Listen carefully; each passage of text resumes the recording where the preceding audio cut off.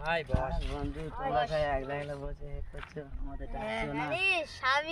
স্বামীর দুঃখের গান শুনছে, ছেঁচকা লেগেছে।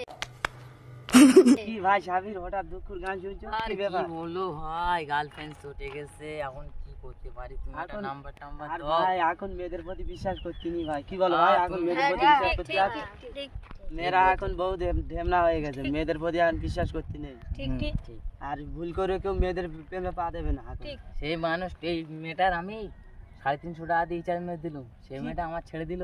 রিচার্জ মেয়ে দেছো? হ্যাঁ, কত বড় গান্ডু লোক তাই দেখো, রিচার্জ মেয়ে দিচ্ছে এখনকার মেয়েকা। হ্যাঁ। আর আবার কি বিয়ে- শপিং করে দিল। বিয়ে থাপা তো করুনি, বিয়ে থাপা করলে তাহলে কি হতো আরো?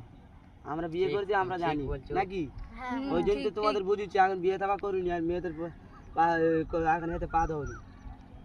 তোমার কায়দা ঝেড়ে নেবে, হ্যাঁ, তোমার কাছে